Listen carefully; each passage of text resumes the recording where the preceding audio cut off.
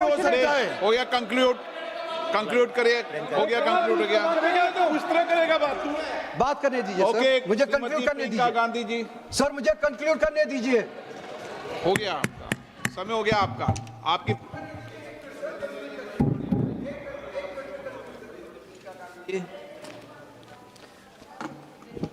आदरणीय अध्यक्ष महोदय जी, आज इस विषय पर आपने मुझे बोलने का मौका दिया, इसके लिए मैं आपकी बहुत बहुत आभारी हूँ।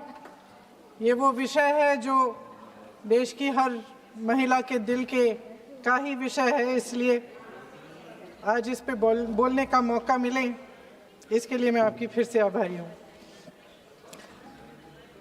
इस विषय का एक छोटा सा बैकग्राउंड बताना चाहती हूँ, क्योंकि प्रधानमंत्री महोदय जी ने अपने भाषण में काफ़ी जिक्र किए कि किसने रोका, कैसे रोका, 30 सालों से कैसे ये निर्णय रोका गया। तो इसका बैकग्राउंड ये है, मेरे सत्ता पक्ष के साथियों को शायद ये बात पसंद नहीं आएगी, लेकिन इसका ऐतिहासिक बैकग्राउंड ये है कि इसकी शुरुआत भी नेहरू नाम के एक व्यक्ति ने ही किया। लेकिन घबराइए नहीं, ये वो नेहरू नहीं है जिनसे आप इतना कतराते हैं। ये उनके पिताजी मोतीलाल नेहरू जी ने एक रिपोर्ट तैयार की थी 1928 में, और उस प्रतिवेदन को उन्होंने कांग्रेस पार्टी की कार्य समिति को दिया था। वो एक समिति के अध्यक्ष थे, उसमें उन्होंने 19 मूल अधिकारों की सूची बनाई थी। 1931 में सरदार पटेल जी की अध्यक्षता में कांग्रेस अधिवेशन हुआ था कराची में। उस कराची अधिवेशन में इस प्रस्ताव को पारित किया गया, और वहीं से ये शुरुआत हुई कि महिलाओं का समान अधिकार हमारे देश की राजनीति में शामिल हुआ। उसी समय 1 वोट 1 सिटीजन 1 वैल्यू का सिद्धांत भी हमारी राजनीति में स्थापित हुआ।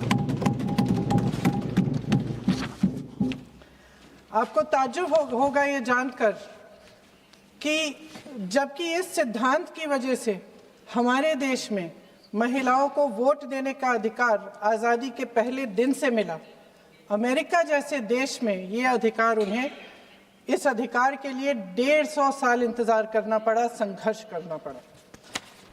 हमारे देश की राजनीतिक व्यवस्था में महिला आरक्षण लागू करना भी दुनिया में एक ऐसा ही अनोखा कदम था।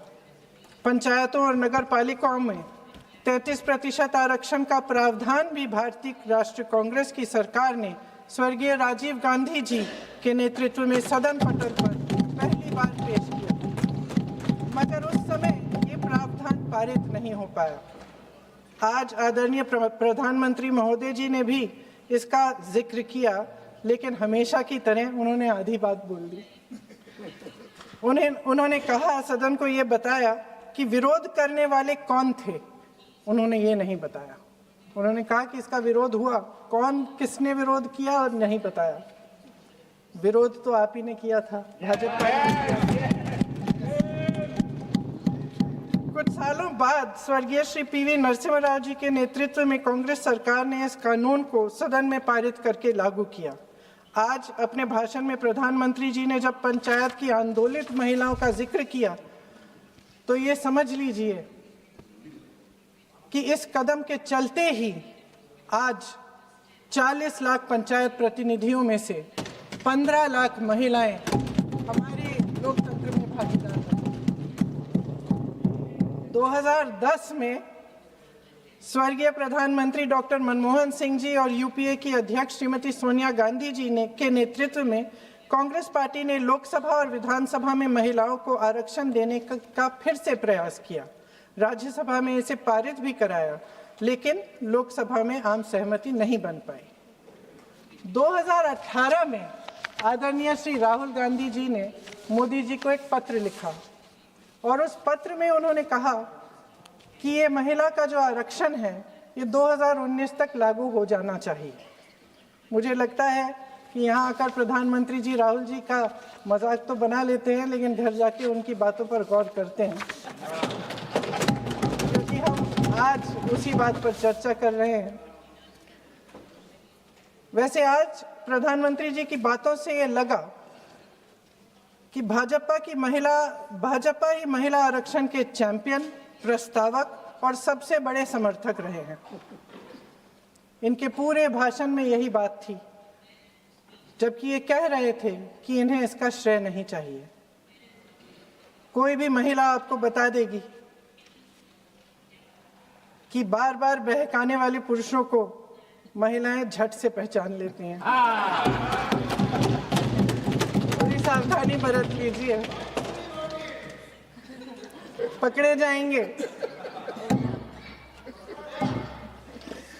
आखिर जब 2023 में राहुल जी के पत्र को पढ़ने के कुछ सालों बाद, हाँ, उसके बाद पढ़ लिया। आखिर जब 2023 में आदरणीय प्रधानमंत्री नरेंद्र मोदी जी की सरकार ने यह अधिनियम सर्वसहमति से पारित किया, तब भारतीय राष्ट्रीय कांग्रेस ने अपनी विचारधारा के अनुकूल इसका पूरा समर्थन किया। आज भी इसमें कोई शक नहीं होना चाहिए कि भारतीय राष्ट्रीय कांग्रेस महिला आरक्षण के पक्ष में डट कर खड़ी है और खड़ी रहेगी। लेकिन अध्यक्ष महोदय, सच्चाई ये है कि आज की चर्चा दरअसल महिला आरक्षण पर है ही नहीं। जो विधेयक के सरकार ने पेश किया है, उसका प्रारूप हमने पढ़ा, उससे पूरी चर्चा ही बदल गई है। उनकी सरकार के इस विधेयक का सार सुनिए। सबसे पहले इसमें लिखा है कि संसद में महिला आरक्षण 2029 तक लागू होना चाहिए। अब सहमत है। फिर कहा गया है कि इसे लागू करने के लिए लोकसभा सदस्यों की संख्या 50% बढ़ानी पड़ेगी। मतलब कि सीटों की संख्या 543 से बढ़कर 850 तक बढ़ाई जाएगी। और इन सीटों को बढ़ाने के लिए एक परिसीमन आयोग बनाया जाएगा, जो 2011 की जनगणना को आधार बनाकर ये कार्य करेगा। ऊपर से इसमें कोई आपत्तिजनक बात नहीं लगती, मगर इसे गहराई से समझा जाए तो इसका असली मकसद उभरता है। वह राजनीति की बू जिसका जिक्र प्रधानमंत्री महोदय ने किया, वह राजनीति की बू इसमें पूरी तरह से घुली हुई है। दरअसल इसी सरकार ने महिला आरक्षण का जो विधेयक सर्वसहमति से 2023 में पारित कराया था, उसमें 2 चीजें थी जो इस विधेयक में नहीं है। उसमें लिखा था कि इसे लागू करने से पहले नई जनगणना और परिसीमन कराई जाएगी। अब अचानक क्या हो गया? मन बदल गया। वही सरकार पुराने आंकड़ों के आधार पर क्यों आगे बढ़ना चाह रही है और इतनी जल्दबाजी क्यों? अध्यक्ष महोदय, ये हमारे देश की सच्चाई है कि प्रतिनिधित्व का सवाल जनसंख्या के सवाल से जुड़ा हुआ है। जब तक जातीय जनगणना नहीं होती, सभी वर्गों को उचित प्रतिनिधित्व नहीं मिल सकता। यह अनिवार्य है। ये सरकार 2011 की जनगणना पर आगे बढ़ना इसलिए चाहती है क्योंकि इस जनगणना में ओबीसी वर्ग की संख्या ही नहीं है।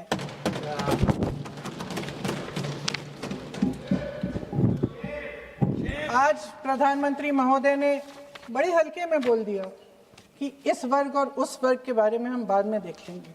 कौन सा इस वर्ग, कौन सा उस वर्ग? ओबीसी वर्ग की बात कर रहे थे कि हम बाद में ही देख लेंगे इसके बारे में। ये हल्के में नहीं लेना चाहिए अध्यक्ष महोदय। एक बहुत बड़ी संख्या है, एक पूरे वर्ग का परिश्रम है, एक पूरे वर्ग का संघर्ष है।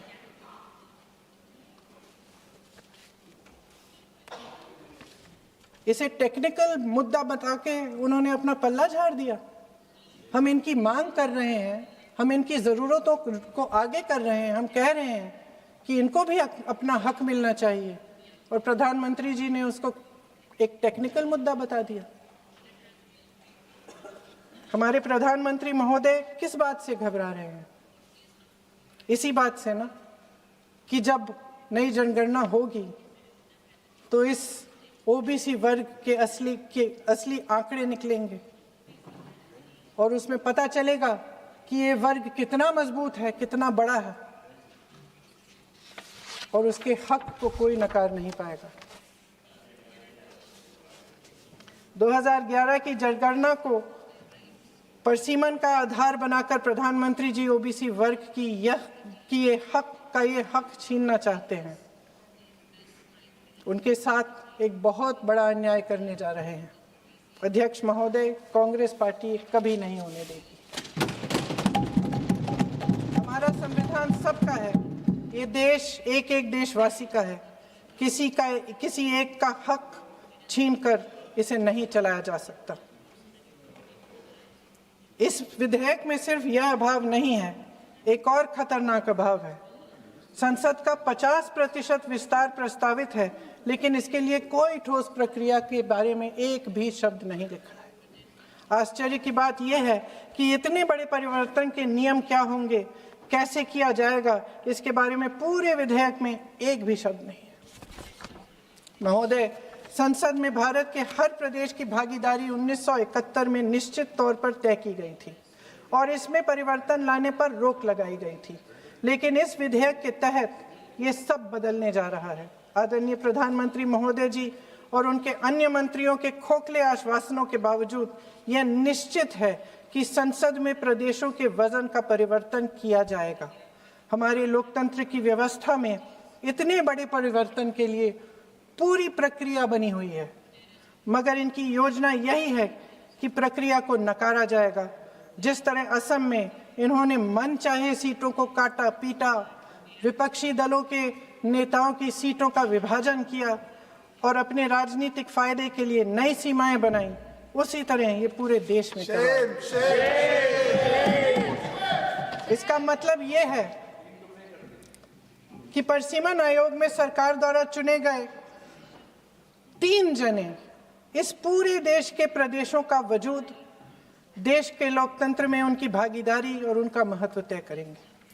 लोकतंत्र को खत्म करने की शुरुआत तो इस सरकार ने चुनाव आयोग, न्यायपालिका, मीडिया और अन्य संस्थाओं पर अपना पूरा दबाव डालकर शुरू कर ही लिया था, मगर अब लोकतंत्र पर खुला वार होने जा रहा है। अगर ये विधेयक पारित होता है तो समझ लीजिए कि इस देश में लोकतंत्र खत्म हो जाएगा।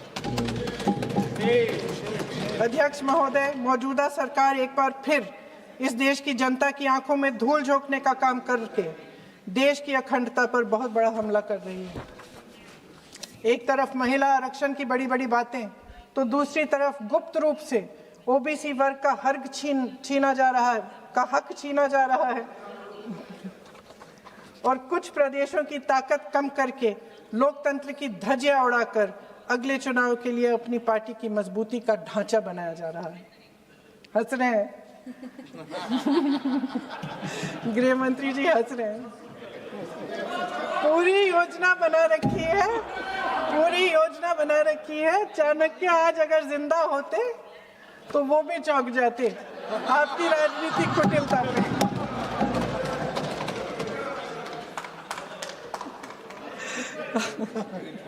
इन्होंने पूरी योजना बना रखी है। हंस रहे हैं, सहमत है मेरी बातों से। अचानक प्रदेशों में चुनाव के दौरान सदन की बैठक बुलाओ, कोई सर्वदलीय बैठक मत बुलाओ। विधेयक का प्रारूप सिर्फ एक दिन पहले सार्वजनिक कर लो ताकि विपक्ष को कोई मौका न मिले कि इस पे चर्चा कर ठीक ढंग से हो।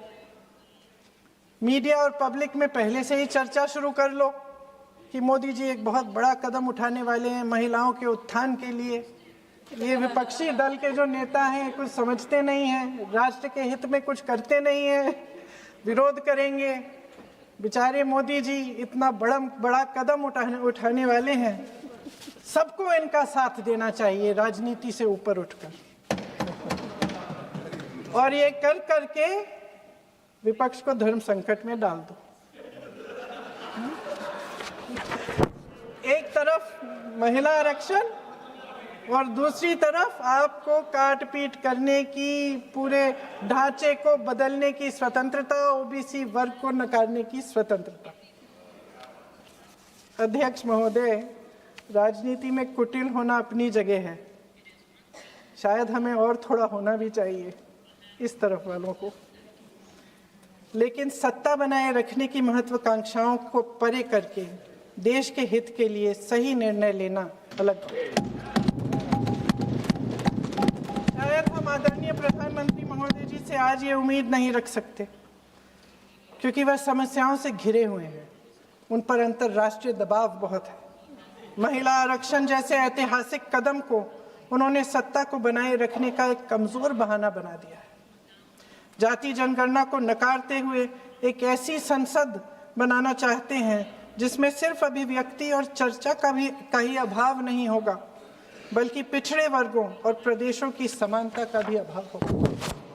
हमारी मातृभूमि की अखंडता का आधार है one citizen, one vote, one value.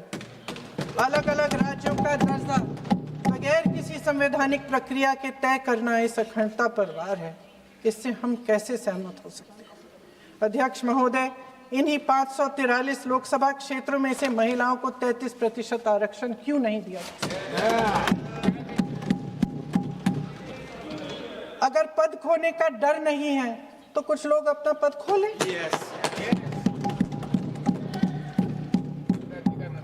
इसी में से SC ST का जो दर्जा है, SC ST में महिलाओं का आरक्षण 33% हो जाए, 1/3 आरक्षण हो जाए, OBC का भी उचित आरक्षण हो जाए, आज पारित हो सकता है।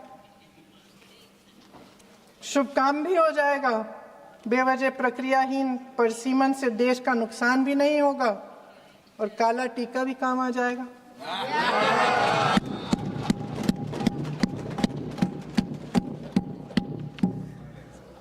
सदन की सर्वसहमति से देश के इतिहास में एक महत्वपूर्ण कदम उठाने पर आदरणीय प्रधानमंत्री महोदय जी का नाम भी लोकतंत्र का गौरवमय पन्नों में लिखा जाएगा।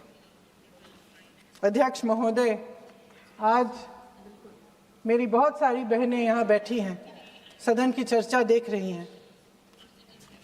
हम चाहे बड़े शहरों में रहती हों या छोटे कस्बों में, गांव में, चाहे पढ़ी लिखी हों, कभी भी सभागृह की गैलरी की चर्चा नहीं करते सदन में। फोटो दिखा रहे हैं,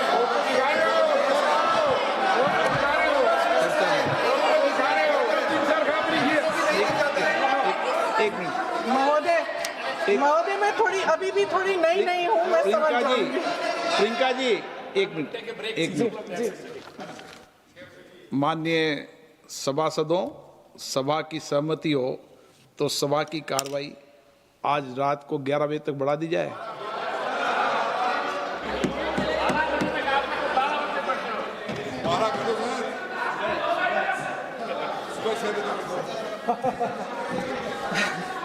अध्यक्ष महोदय, हम चाहे बड़े शहरों में रहती हों या छोटे कस्बों और गांव में, चाहे पढ़ी लिखी हों या हमने अवसरों की कमी का सामना किया हो, महिलाएं ही अपने समाज का बोझ अपनी दृढ़ता और मजबूत इच्छा शक्ति से अपने कंधों पर उठाती हैं। हम ही वह अथक कर्म शक्ति हैं जो हमारे राष्ट्र को आगे बढ़ाती हैं। दर्द और तकलीफें सहने की हमारी क्षमता असीम है, लेकिन अध्यक्ष महोदय, आज इस संसद में खड़े हुए मैं खास तौर से अपने पुरुष साथियों को याद दिलाना चाहती हूँ कि इस देश की महिलाएं निडरता पूर्वक जीवन के कठिन से कठिन परिस्थितियों में अपने हक के लिए लड़ना भी जानती हैं। और अंधकार से भरी रात में उठकर एक नई सुबह का दावा करना जानती हैं। इस देश की महिलाएं वे जबरदस्त सामूहिक शक्ति हैं जो इस देश के भविष्य को आकार दे रही हैं।